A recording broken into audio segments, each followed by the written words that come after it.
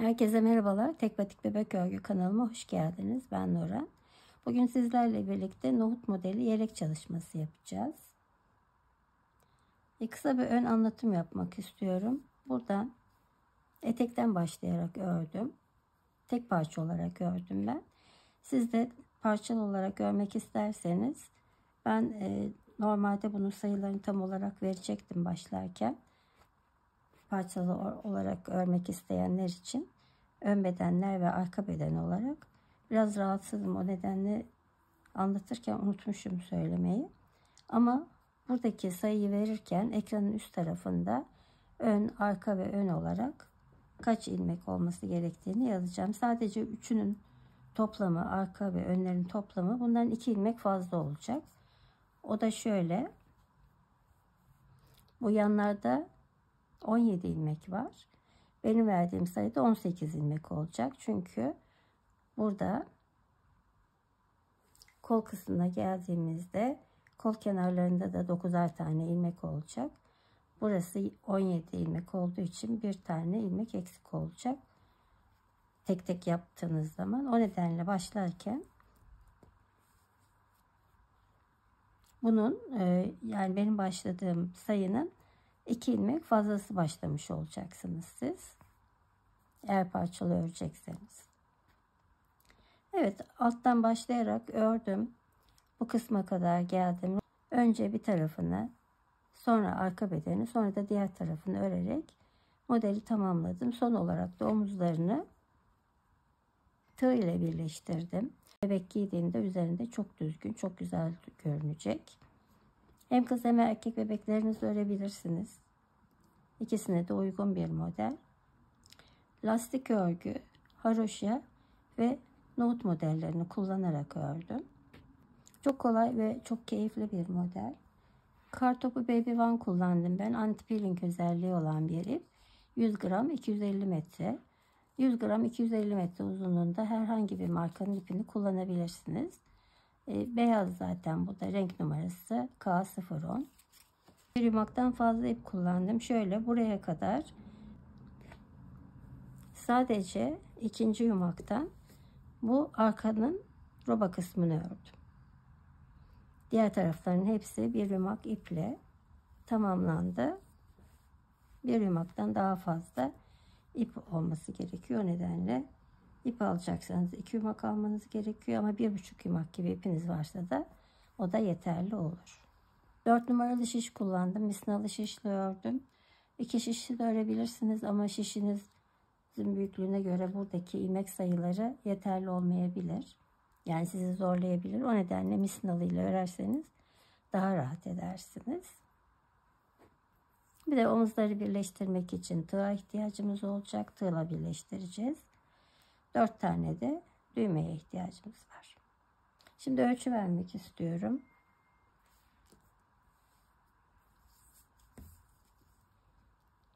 Beden genişliği 27 santim.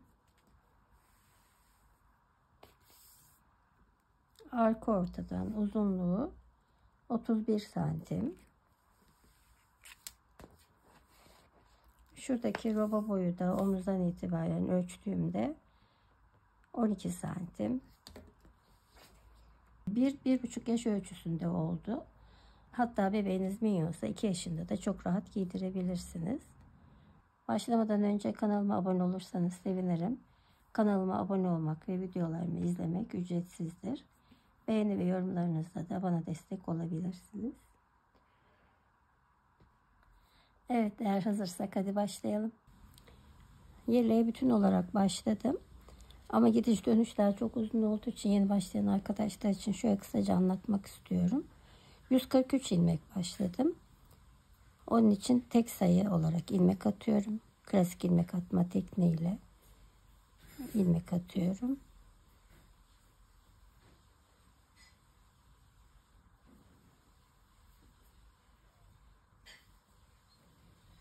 Evet, klasik ilmek atma tekniğiyle 143 ilmek atarak başladım. Şimdi başlama ipi sağ tarafta ve şu anda örgünün arka yüzündeyim. Burada kenarda düz hat ilerleyecek. O yüzden 2 tane tersle başlıyorum.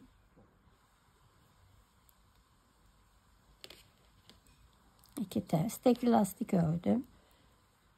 Bir düz. Bir ters.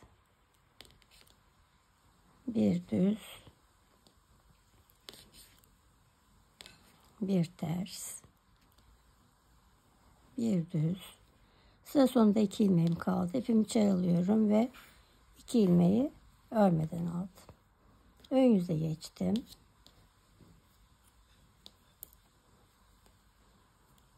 İlk 2 ilmeğimi düz örüyorum. 1 2 ilmek düz. Sonra bir ters. Bir düz.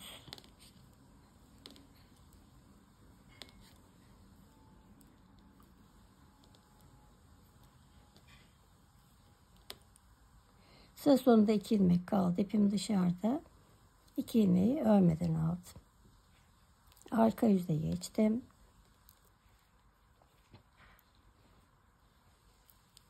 İki tane ters örüyorum. Bir düz. Bir ters.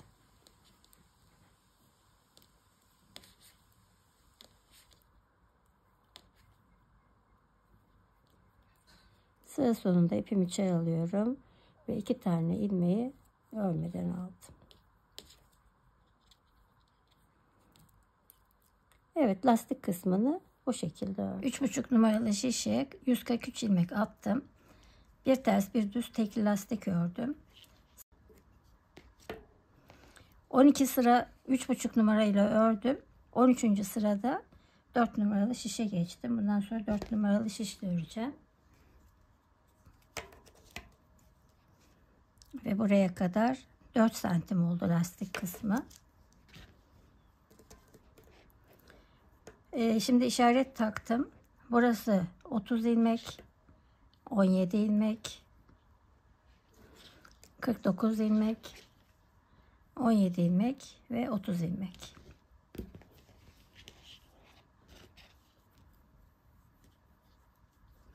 Ön patlar için 9 ilmek ayırdım. Şimdi 9 ilmeği tek lastik olarak örüyorum.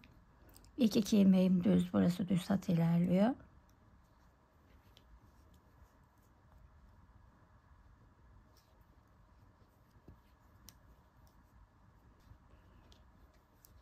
Ve bir ters bir düz lastik örüyorum kenar patı için.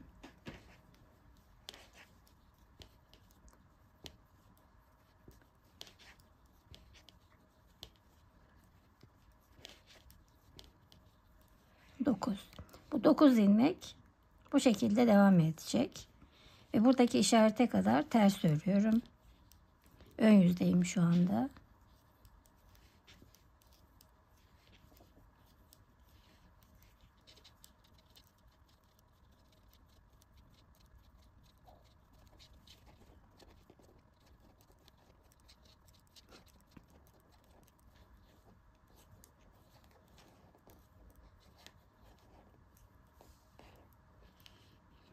Evet, burası bu 9 tane ilmekten sonra bu aradaki ilmekler nohut modeli olacak. Bu arada eğer siz kız bebek için örüyorsanız burada ilk açabilirsiniz. 2 4 ilmek ör, 1 dola, 2 ilmeği birlikte ör ve 3 ilmek ör. Bu şekilde bu kenar iliği açabilirsiniz kız bebekler için. Şimdi bu iki işaret arasındaki 17 ilmeği de bir ters bir düz yine lastik örmeye devam ediyorum.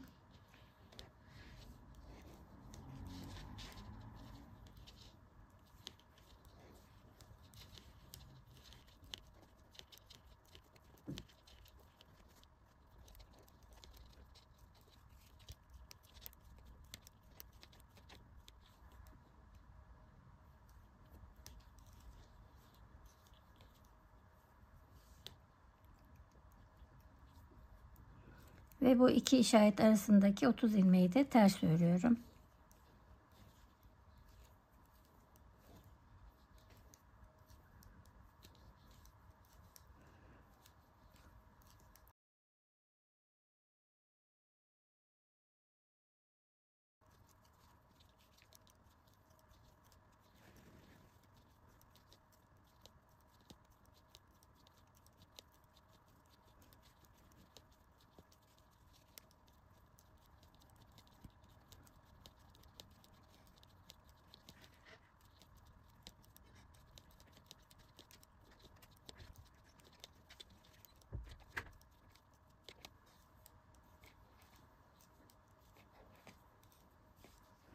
Evet, bu işarete geldim. Bu iki işaret arasında da yine bir ters bir düz lastik örüyorum. Tekli lastik.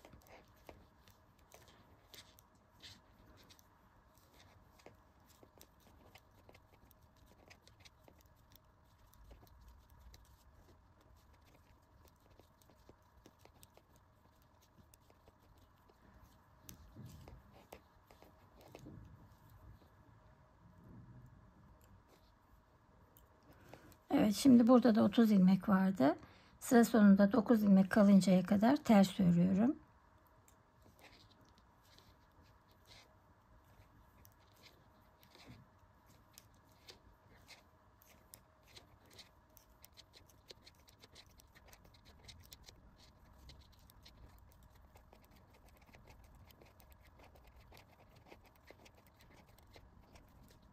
Evet, sıra sonunda 9 ilmek kaldı.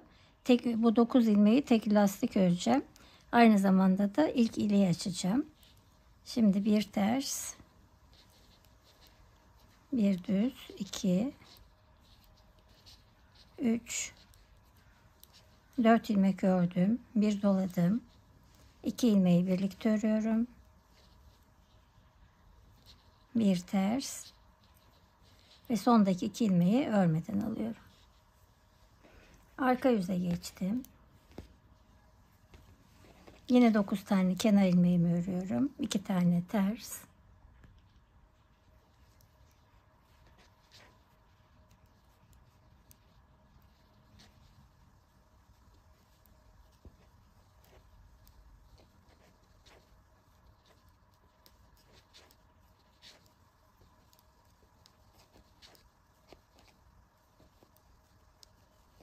Evet, 9 ilmek ters ördüm.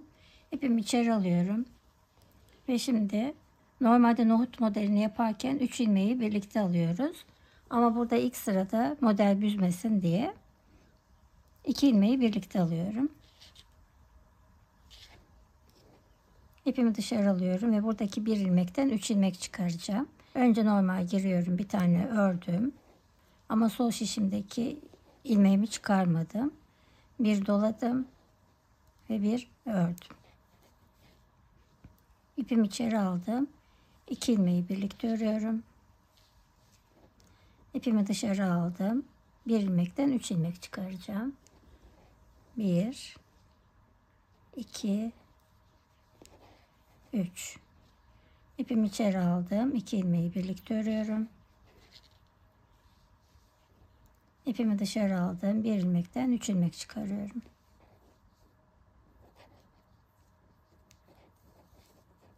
Bu işarete kadar bu şekilde örüyorum.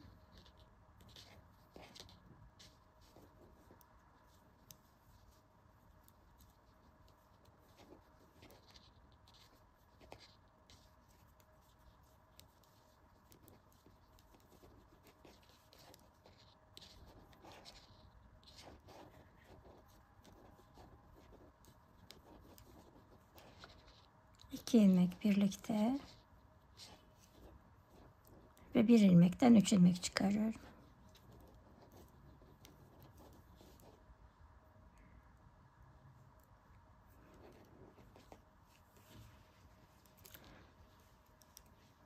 Ve buradaki 17 ilmeği yine tek lastik olarak örüyorum.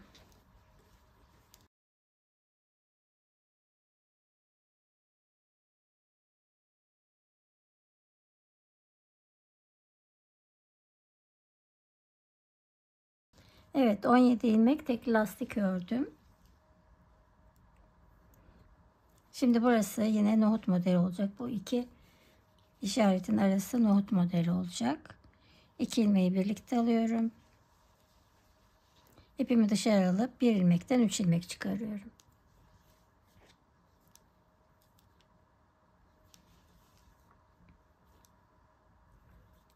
İpimi içeri alıp 2 ilmeği ters örüyorum birlikte. İpimi dışarı alıyorum ve 3 ilmek çıkarıyorum. 1, 2, 3.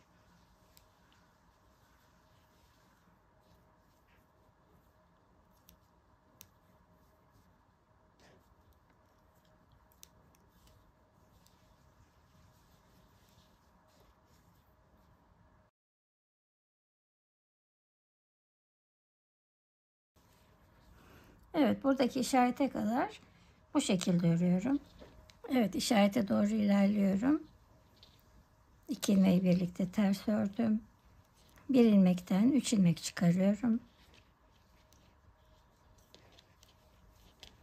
Burada tek ilmek kaldığı için bunu da bir tane ters olarak ördüm. Şimdi buradaki 17 ilmeği yine lastik olarak örüyorum.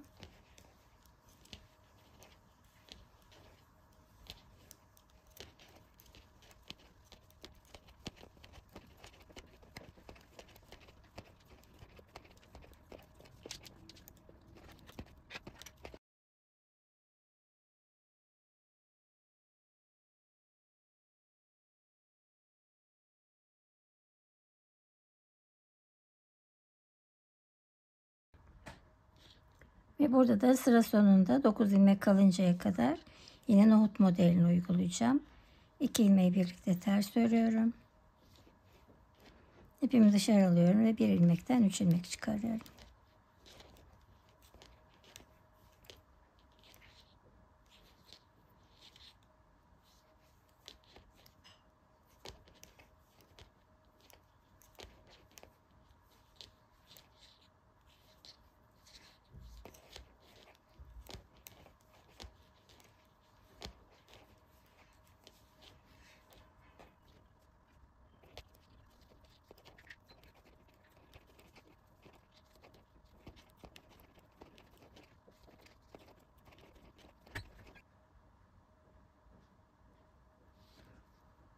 Evet, 2 ilmeği birlikte alıyorum.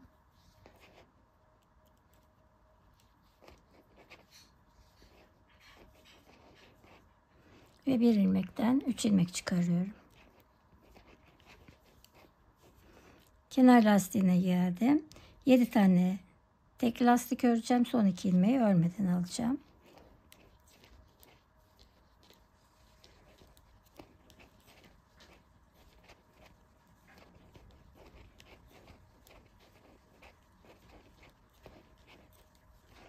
İpimi içeri aldım ve son 2 ilmeği örmeden aldım. Ön yüze geçtim. Ön yüzde başta 9 tane kenar ilmeğim var. Sonda 9 tane kenar ilmeğim var. Şu aralarda 17'şer tane lastik ördüğüm kısım var. Onların dışındaki kısımları ters öreceğim.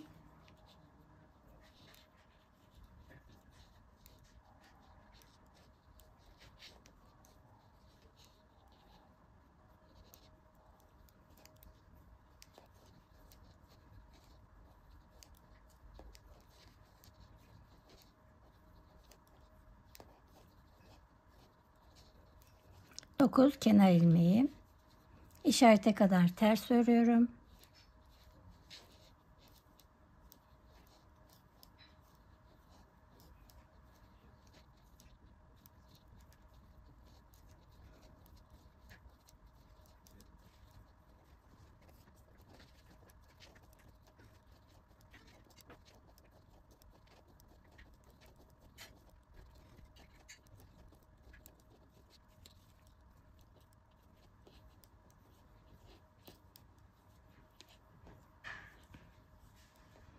Bu iki işaret arasında da ki ilmekleri de bir ters bir düz tek lastik örüyorum.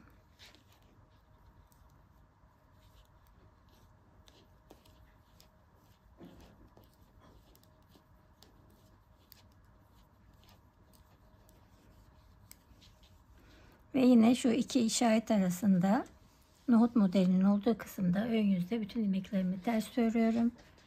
17 ilmek tek lastik örüyorum. Sonda 9 ilmek kalıncaya kadar ters örüyorum. Ve burada da sonda 2 ilmek kalıncaya kadar lastik örüyorum. Ve son 2 ilmeğimi örmeden alıp arka yüze geçeceğim. Evet, arka yüzdeyim. İlk 9 ilmeğimi örüyorum. Kenar ilmekleri.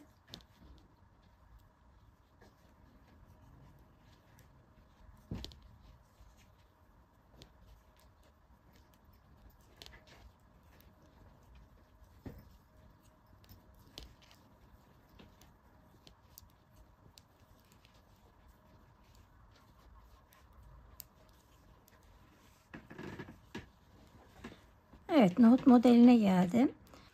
Nohut modelini örerken böyle tek ilmek olduğunda bu tek ilmekten 3 ilmek çıkaracağız.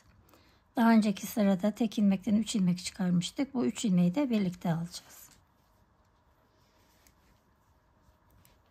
Evet, şimdi tek ilmekten 3 ilmek çıkarıyorum.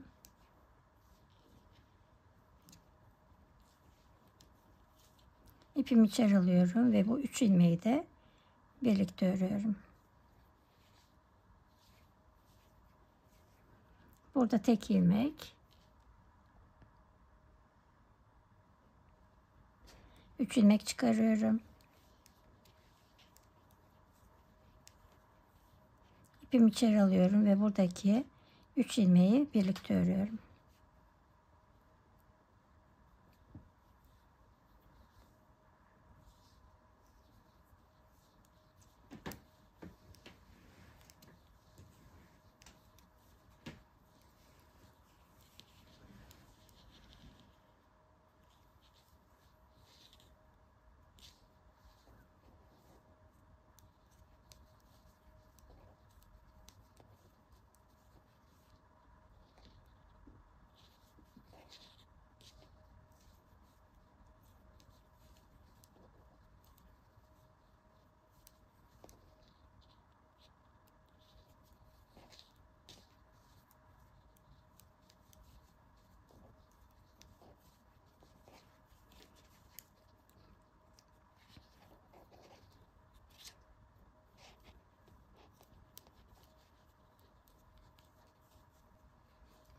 Ve son olarak 3 ilmeği birlikte alıyorum. Evet, buradaki işarete geldim. Buradaki 17 ilmeği de tek lastik örüyorum. Bir düz bir ters.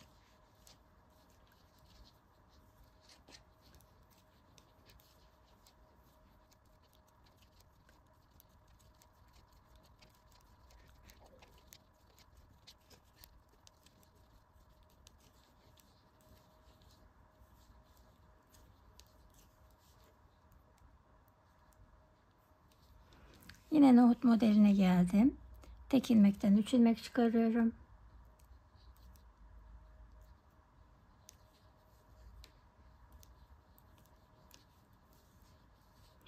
3 ilmeği birlikte örüyorum.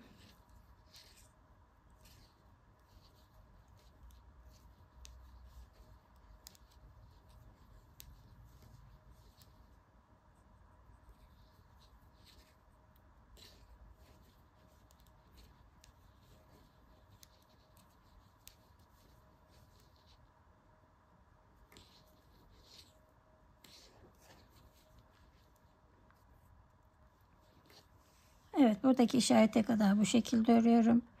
İki işaret arasındaki 17 ilmeği bir ters bir düz tek lastik örüyorum. Yine burada da nohut modelini örüyorum. Bir ilmekten 3 ilmek çıkarıp 3 ilmeği birlikte örüyorum. Sondaki 9 ilmeği de kenar ilmeği olarak örüyorum. Tekrar ön yüzdeyim. Ön yüzde yine 9 tane kenar ilmeğim lastik olarak devam edecek. Bu aradaki ilmekler ters olacak. İki belirleyici arasındaki 17 ilmek bir ters bir düz tek lastik. Bu ikisinin arasındaki ilmekler ters.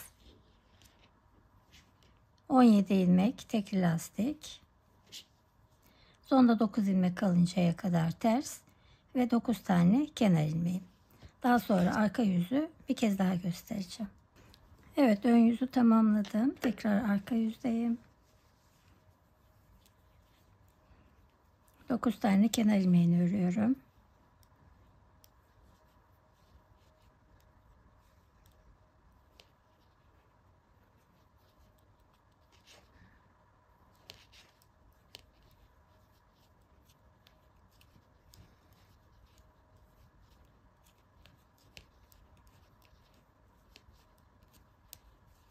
Evet, şimdi bu 3 ilmeği birlikte örüyorum.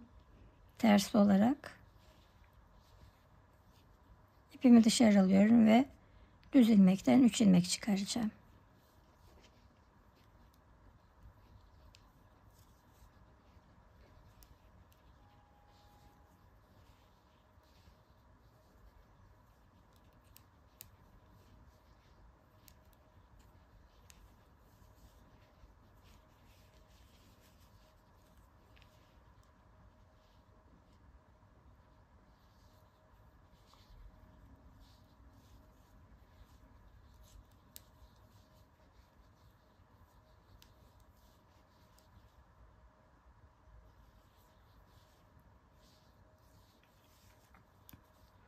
Evet, bu şekilde devam ediyorum.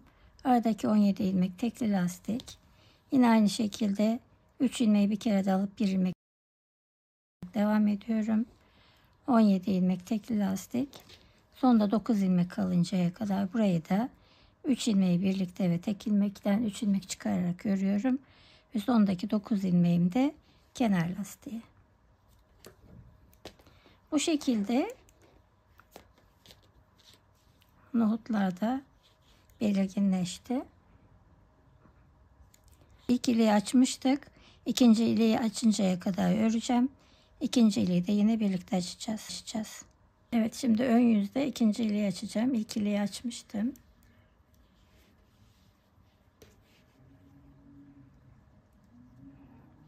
İlikten sonra şu aradaki tersleri sayıyorum. 1, 2, 3, 4, 5, 6, 7, 8, 9, 10, 11, 12, 13, 14, 15. 15 sıra ters örmüşüm. Ve şimdi ikinci iliği açıyorum. 4 ilmek örüyorum.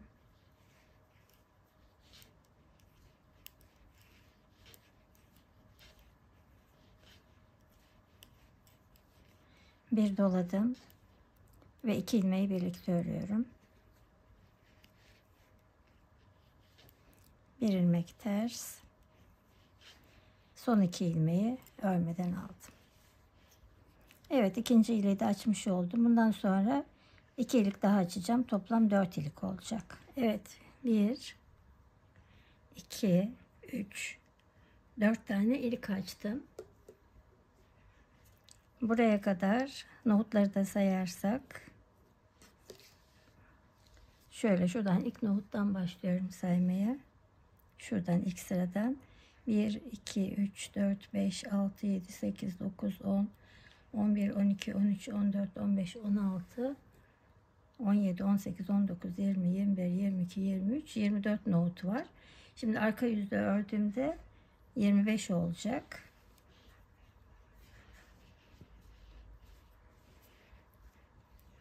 Ön yüzde dördüncü iliği açtım. Burada.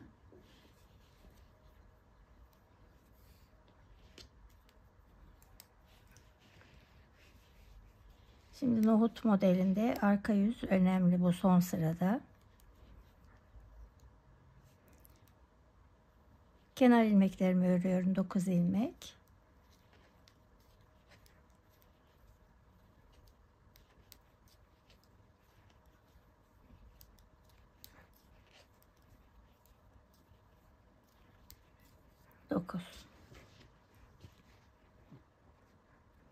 Şimdi nohut modelinin ilk sırasında kurarken 3 ilmek değil 2 ilmeği alarak birer tane her bir nohutta artış yapmıştım.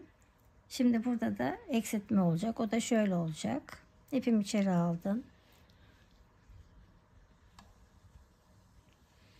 3 ilmeği birlikte alıyorum. Zaten nohut modelinde de 3 ilmeği birlikte alıyorduk. İpimi dışarı alıyorum. Şimdi bu bir ilmekten şöyle yönünü çevirdim. Normalde 3 ilmek çıkarmam gerekiyordu ama bu sırada artık 2 ilmek çıkaracağım. Bir örüyorum.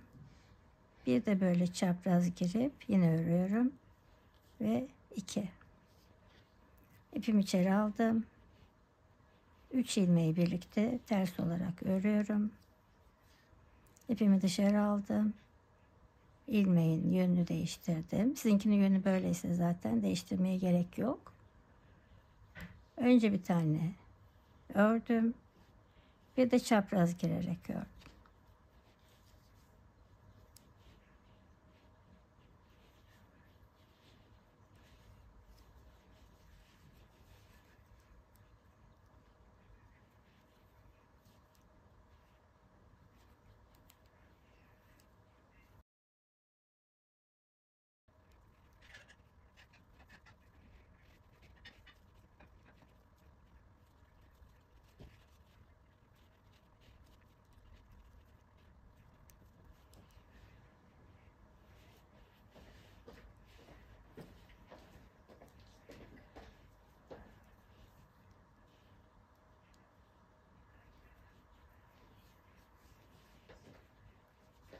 Evet, şimdi burada ilmekleri sayalım.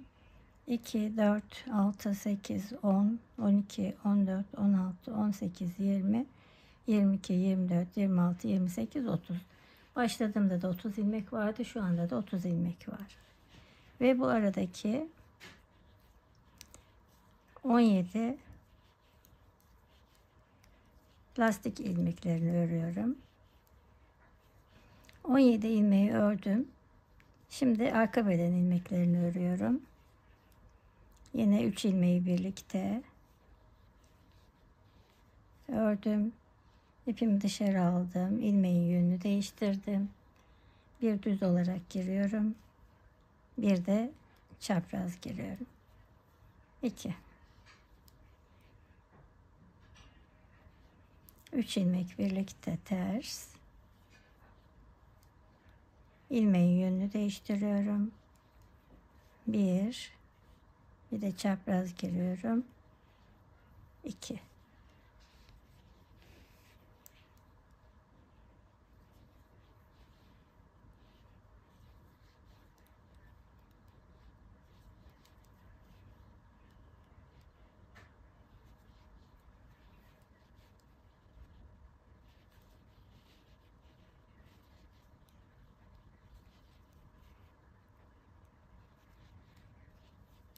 Evet, bu şekilde buradaki 17 ilmeğe kadar ilerliyorum.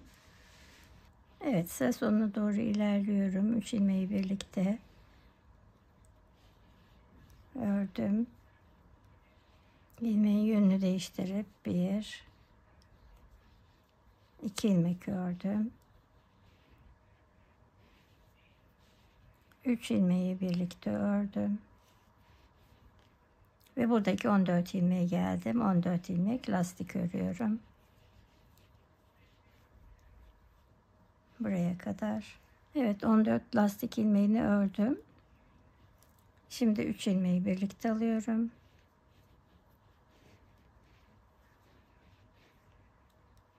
İlmekten 2 ilmek çıkardım. 3 ilmek birlikte ters. İlmeğin yönünü değiştirdim. 2 ilmek çıkardım. Bu şekilde sıra sonunda 3, 6, 9 ilmek kalıncaya kadar örüyorum. 9 ilmeği de yine kenar ilmeği olarak aynı şekilde örerek tekrar ön yüze geçiyorum. Evet, ön yüzdeyim. Buradan nohutları saydığımda şuradan ilk sıradan başlıyorum saymaya. 1, 2, 3, 4, 5, 6, 7, 8, 9, 10, 11, 12, 13, 14, 15, 16, 17, 18, 19, 20, 21, 22, 23, 24, 25 nohut oldu.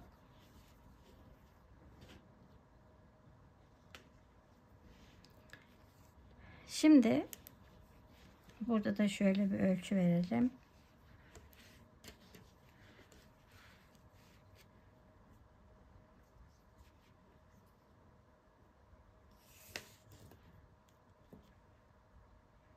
Yirmi buçuk santim.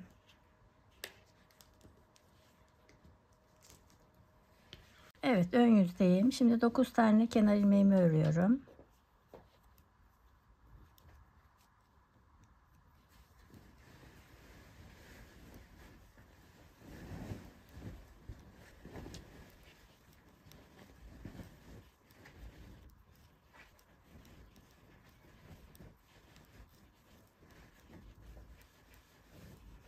Evet, ön yüzde buradaki 17 ilmeğe kadar bütün ilmeklerimi ters örüyorum.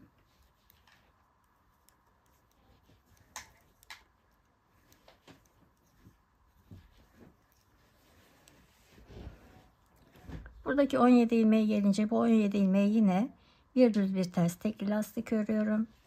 Arka beden ilmeklerinin bu nohut modelinin olduğu kısım buradaki 17 ilmeğe kadar hepsini ters örüyorum. 17 ilmeğe yine bir düz bir ters lastik örüyorum.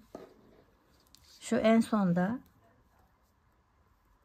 9 ilmek kalıncaya kadar da bu ikisinin arasındaki ilmekleri ters örüyorum. 9 ilmeği de yine lastik olarak örüp arka yüze geçiyorum. Evet, ön yüzde bir sıra ördüm. Bu lastik kısımları hariç nohut modelinin olduğu kısımları ters olarak ördüm ve arka yüze geçiyorum. Arka yüzde yine 9 tane kenar ilmeğimi örüyorum.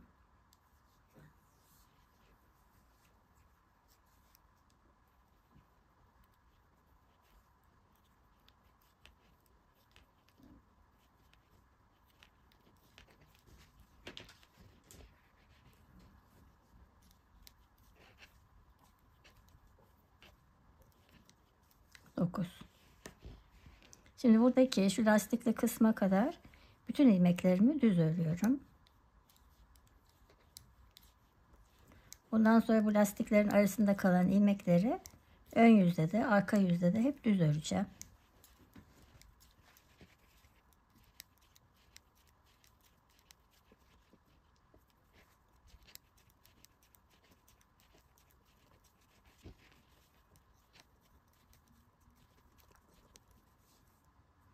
Evet, lastik kısmına geldim. Bir düz, bir ters, bir düz, bir ters örüyorum. Lastik kısmı bittikten sonra yine buradaki ilmeklerimi düz örerek devam ediyorum. Buradaki 17 tane ilmeği lastik örüyorum. Buradaki ilmekleri düz örüyorum ve son 9 ilmeğimi de lastik örerek ön yüze geçeceğim ve artık sadece tek ön beden örmeye devam edeceğim. Evet, ön yüzdeyim. 9 tane kenar ilmeğimi örüyorum.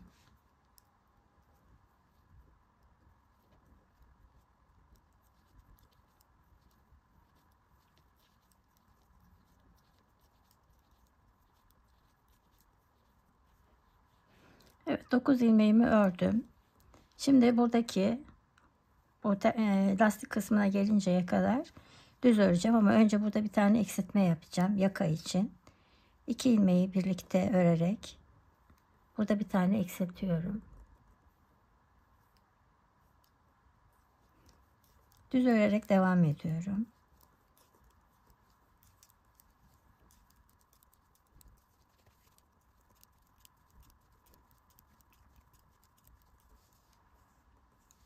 Bu 17 ilmek şu tersle başlıyor. Şu anda 2 tane ilmek var. 17 ilmekten önce 2 ilmek var. Bu 2 ilmeği birlikte örerek buradan da kol için eksiltme yapıyorum. Şimdi 7 ilmek örüyorum. Bir ters, bir düz.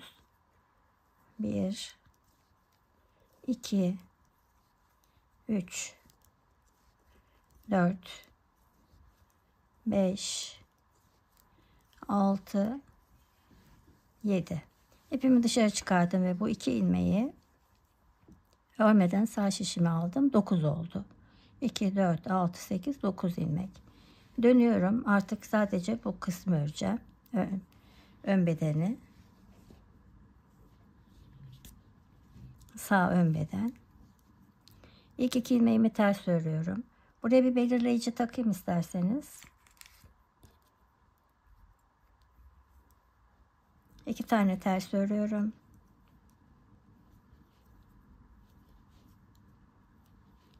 Üç, 4, 5, 6, 7, 8, 9. Sıra sonunda 9 ilmek kalıncaya kadar bütün ilmeklerimi düz örüyorum.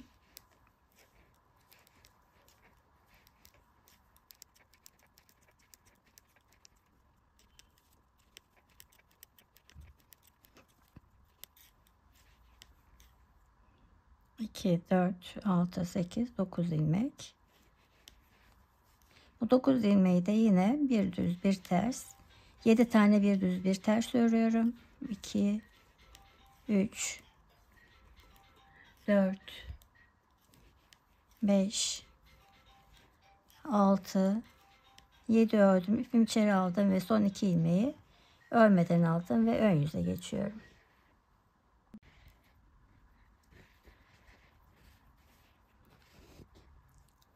Evet, tekrar ön yüze geçtim. Birer tane eksiltmiş oldum. Şimdi yine 9 ilmeğimi örüyorum.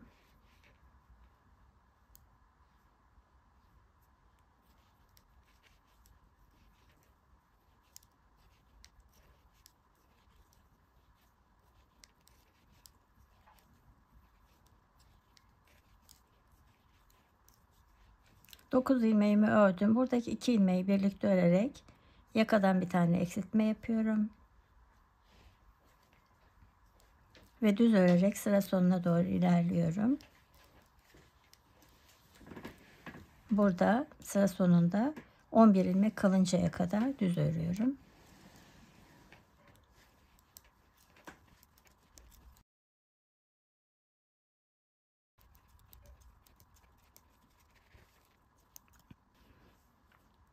İki, 4, 6, 8, 10, 11 ilmek kaldı. Şimdi burada bu 2 ilmeği birlikte örüyorum. Bir eksiltme de kolda yapmış oldum.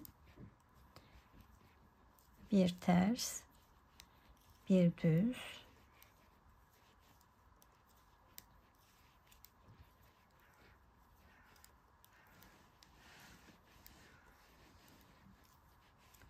Son 2 ilmeğimi örmeden alıyorum.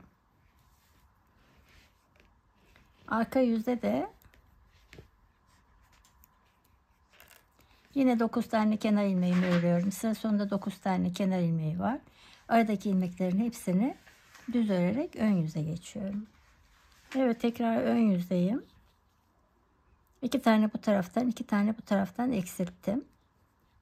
Şimdi buradaki 9 ilmeği örüp 2 ilmeği birlikte örerek bir tane eksilteceğim. Burada da 11 ilmek kalınca 2 ilmeği birlikte örerek bir tane eksilteceğim.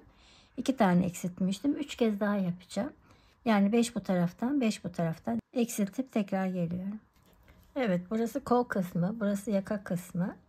Her iki taraftan da her ön yüzde birer tane eksiltme yaptım. 5 bu taraftan, 5 bu taraftan. Şu anda şişimde 29 ilmek var.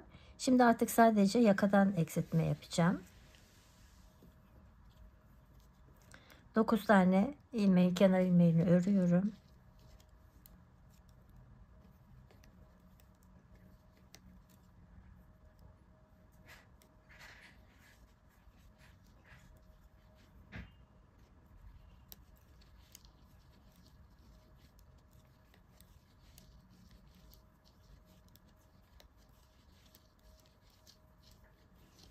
Evet, 9 ilmeği ördüm. Şimdi bu 2 ilmeği birlikte örerek burada bir tane eksiltme yapıyorum.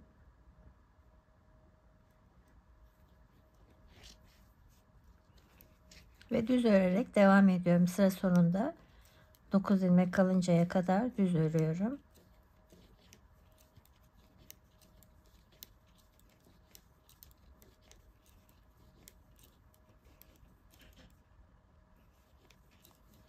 Evet, sıra sonunda 9 ilmek kaldı. İpimi içeri alıyorum ve 9 kenar ilmeğimi her zamanki gibi örüyorum.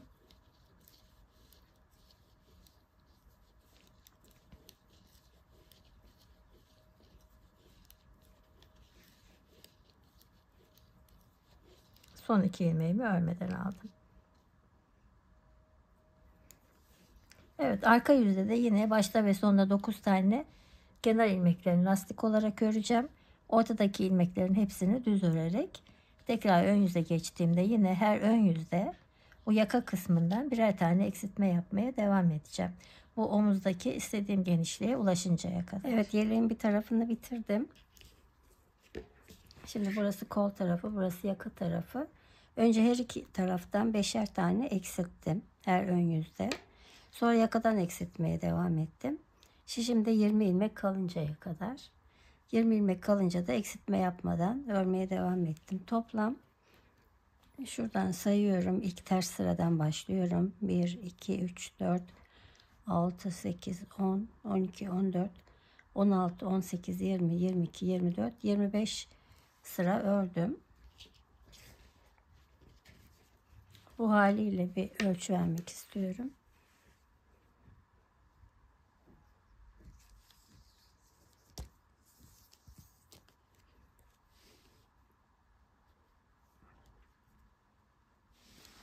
Şöyle. Bu haliyle 33 santim.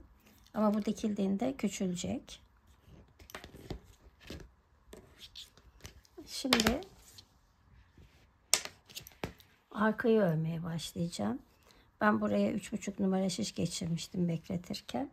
Ama yine 4 numarayla örmeye devam edeceğim.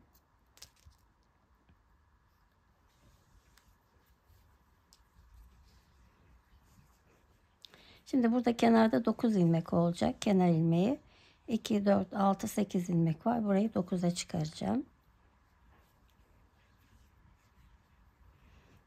Başta 2 ilmeğim düz olacak. 1 ilmek ördüm.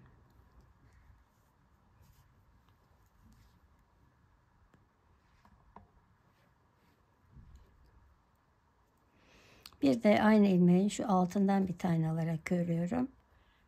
2. Şunu da bağlayalım hatta böyle.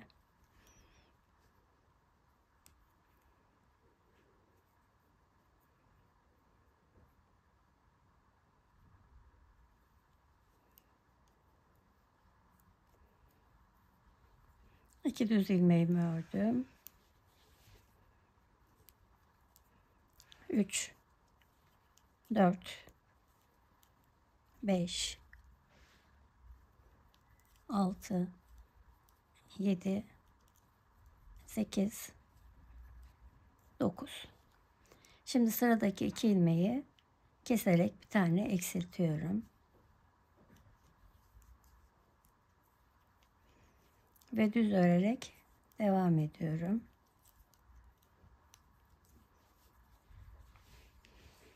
Şuradaki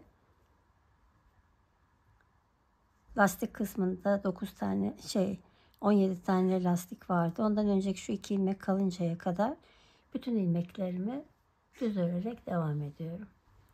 Evet, sıra sonuna geldim. Buradaki 17 tane lastik ilmeğinin 2, 4, 6, 8, 9 tanesini ön bedene kattım. Burada da 2, 4, 6, 8 ilmek kaldı. Burada bir ilmek artıracağım ve 9'a çıkaracağım. Ve bu 9 ilmekten önceki 2 ilmeği de, yani şu anda 8 ilmek, ondan önceki 2 ilmeği birlikte örerek bir tane eksiltme yapıyorum.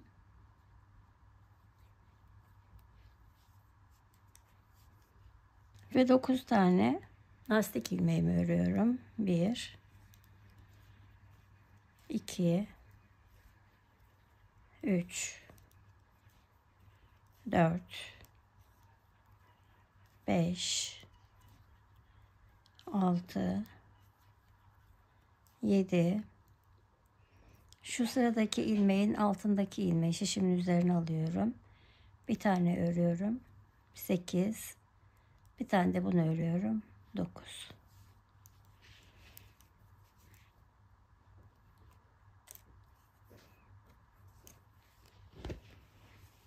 Arka yüze geçtim. 2 tane ters. 3, 4, 5, 6, 7, 8, 9.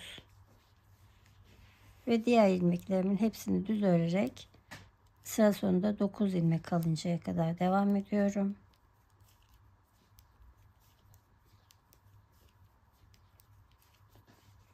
Sıra sonunda 9 ilmek kalınca da onları yine kenar lastiği tek lastik olarak örüyorum ve ön yüze geçiyorum.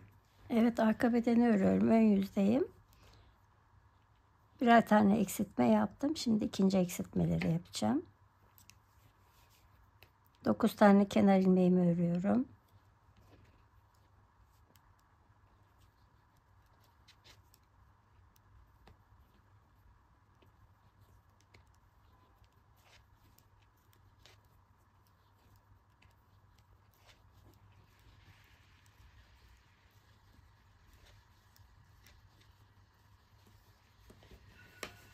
Evet, şimdi sıradaki 2 ilmeği birlikte örerek bu taraftan bir tane eksiltme yapıyorum. Sıra sonunda 11 ilmek kalıncaya kadar düz örüyorum.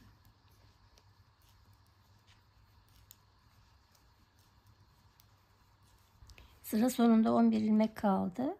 2 ilmeği birlikte örerek bir tane de bu taraftan eksiltme yapıyorum. Ve 11 ilmeğimi lastik olarak örüyorum. Bir ters, bir düz.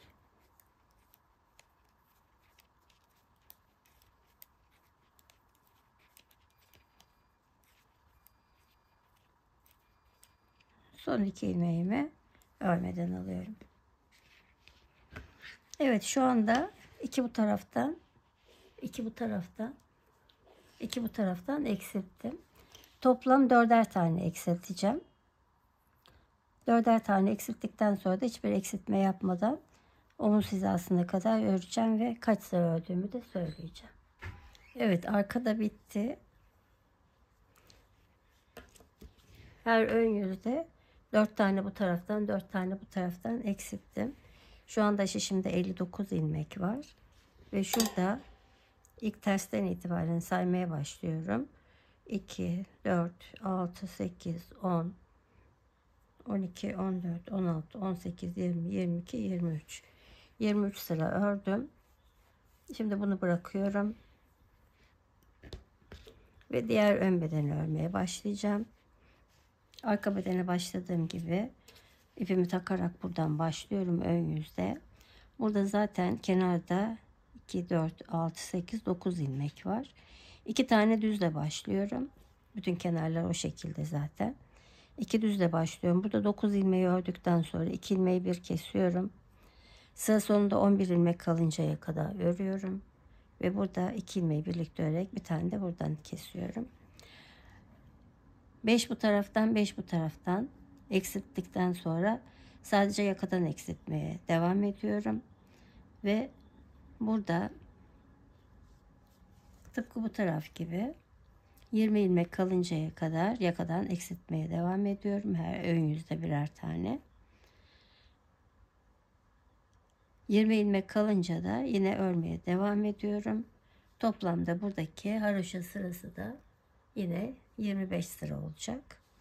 Bunu da tamamladıktan sonra omuz birleştirmesini yapacağız. Evet, iki tarafı da aynı şekilde tamamladım. Şimdi artık omuzları birleştireceğim.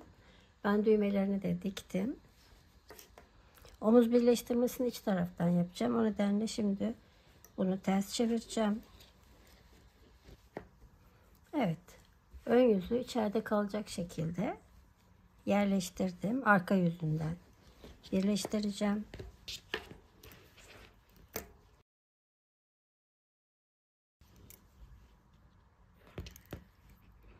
Burada arka bedeni örerken ipi kesmemiştim zaten.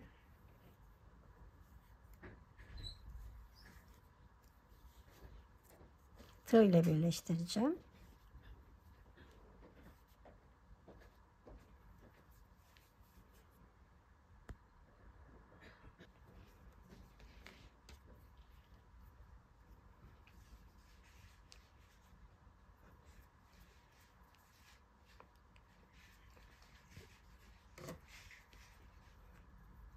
Bir ilmek ön bedenden alıyorum.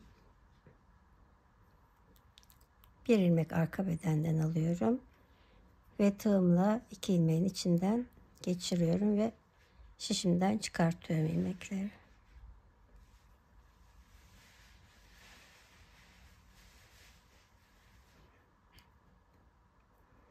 Tekrar bir önden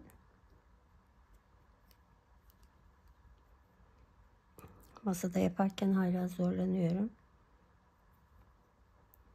Bir de arkadan ilmek aldım. Şişimden çıkardım. Önce ikisinden, sonra tığımdaki ilmeğin içinden geçiriyorum. Bir önden ilmek alıyorum. Bir arkadan ilmek alıyorum. Önce ikisini, sonra da tığımdaki ilmeği.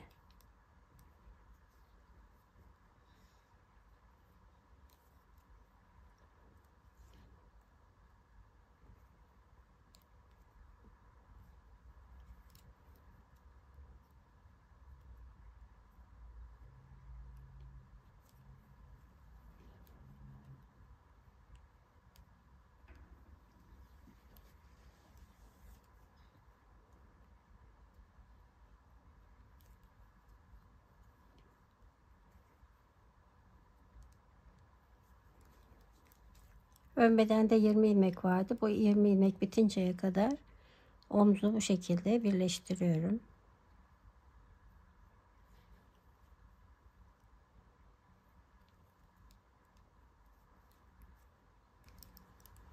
Son birer ilmek kaldı. Bir tane önden alıyorum, bir tane arkadan alıyorum ve içinden geçirdim. Şimdi bu tarafta da 20 tane ilmek kalacak. 20 tane ilmek kalıncaya kadar buradaki aradaki ilmekleri keseceğim. Şimdi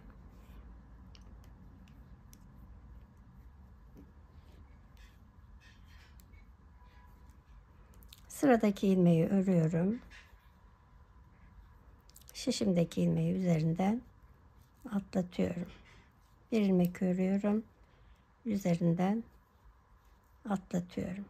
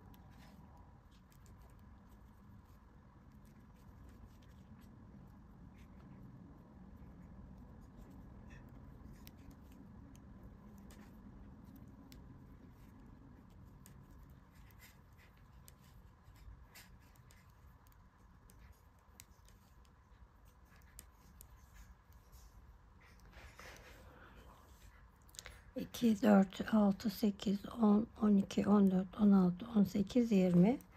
Bir tane daha keseceğim. Şişimde de var bir ilmek. Evet, bunu da şişime aldığımda burada 2, 4, 6, 8, 10, 12, 14, 16, 18, 20 ilmek var.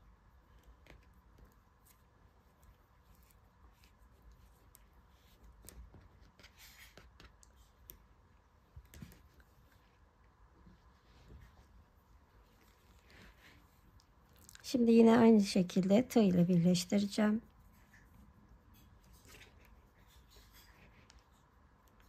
Önden bir ilmek alıyorum.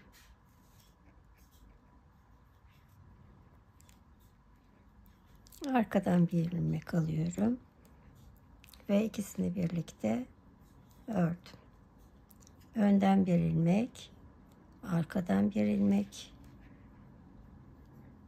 ve ikisini birlikte.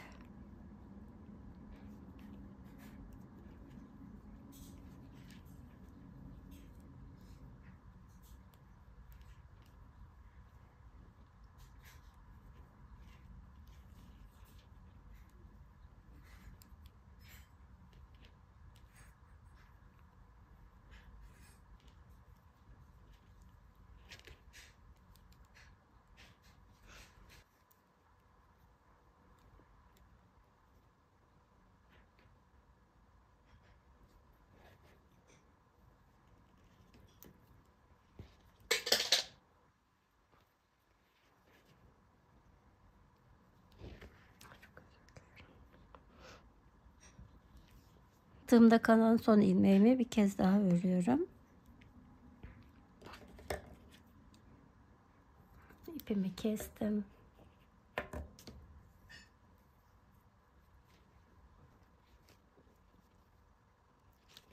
Pardon.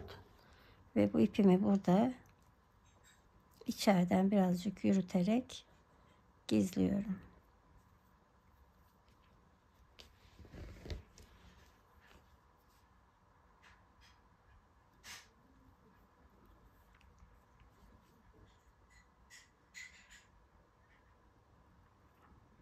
Evet, burada ilmeklerin arasından girerek birazcık gizleyip keseceğim ipimi. Şöyle göstermek istiyorum size.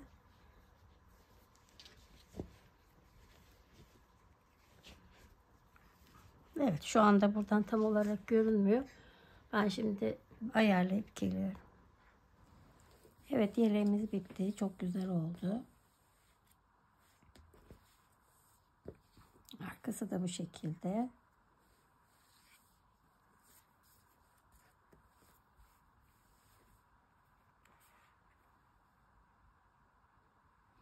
Bence çok güzel oldu. Umarım siz de beğenir ve benimle birlikte örersiniz. Hem kız hem erkek bebekleri örebileceğiniz çok güzel bir model. Örmesi de çok keyifli.